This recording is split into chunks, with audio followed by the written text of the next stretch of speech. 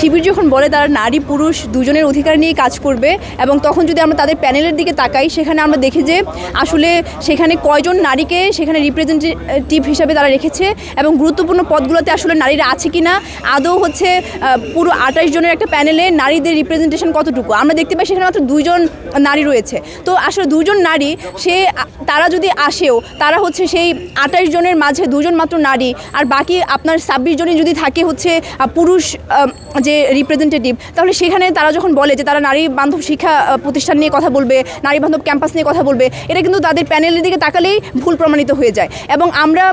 আর দেখি যে তারা আরও অনেক ধরনের কথা বলে যে পরবর্তীতে তারা সুন্দর নারীদের জন্য একটা স্টুডেন্ট ফ্রেন্ডলি ক্যাম্পাস করবে উইমেন ফ্রেন্ডলি ক্যাম্পাস করবে কিন্তু আবার আমরা এটাও দেখতে পাই যে ক্যাম্পাসে যখন কোনো ধরনের হেনস্থার শিকার হয় নারীরা মেয়েরা তো সেই সময় তারা যদি মানে ইসলাম পন্থী যে ব্যাপারগুলো আছে কোনো একটা নারী তার ড্রেস আপের জন্য হচ্ছে স্লাট শেমিংয়ের শিকার হচ্ছে সে হেনস্থার শিকার হচ্ছে এরপরে সে যখন তার বিরুদ্ধে অভিযোগ দিয়ে তাকে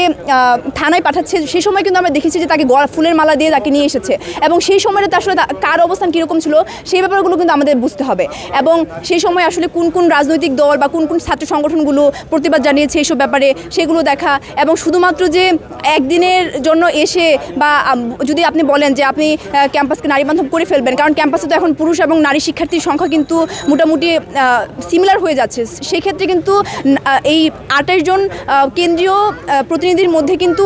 হিউজ সংখ্যক নারীদেরকে নিয়ে আসতে হবে পারলে হচ্ছে 50-50 নিয়ে আসতে পারলে এটা আরও ভালো কারণ মেয়েদের সংখ্যা বাড়ছে এবং মেয়েদের যে সুবিধা অসুবিধাগুলো সেগুলো কিন্তু অনেক বেশি আছে। ওয়ালটন এখন দেশের সীমানা পেরিয়ে পৌঁছে গিয়েছে 50টিরও বেশি দেশে। ওয়ালটন ঘরে ঘরে বিশ্বজুড়ে। মাত্র আপনাদের প্যানেলেই 2 জন মানুষ আছে তারপর আপনারা বলছেন যে আপনারা নারী বান্ধব একটা ক্যাম্পাস করবেন সেটা আসলে খুবই মানে আইরনির মতো শোনায় এবং এর পরবর্তীতেও আমরা দেখি যে সেখানে ছাত্রদলের প্যানেলের দিকে যদি তাকাই সেখানেও আমরা দেখি শুধুমাত্র যে সেই আমলের মতো যখন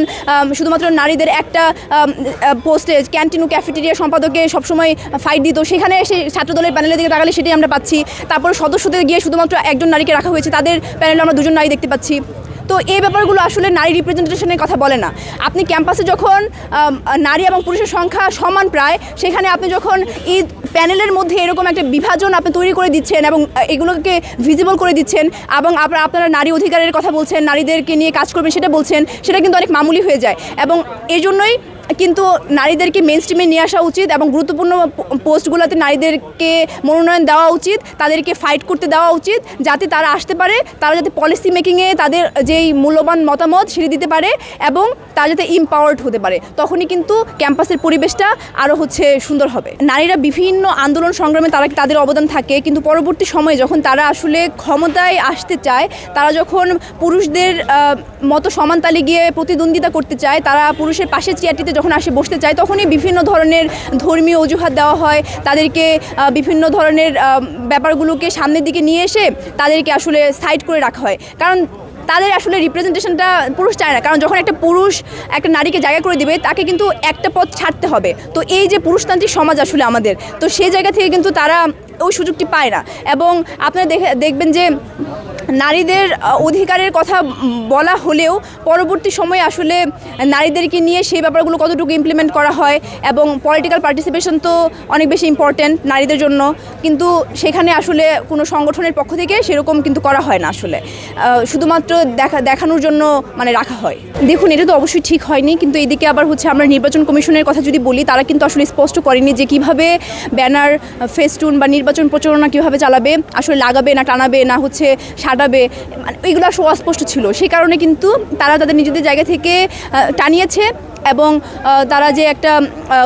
বিলবোর্ডের মতো করে দিয়েছিল সেখানে আমরা দেখেছি যে বিভিন্ন শিক্ষার্থীরা সেখানে গিয়ে সেটাকে নষ্ট করার চেষ্টা করেছে এটা অবশ্যই নেতিবাচক একটা ব্যাপার যে যেই কারণে রাজনীতি করার অধিকার আছে এবং প্রচারণার অধিকার রয়েছে সেখানে যখন আপনি গিয়ে কাউকে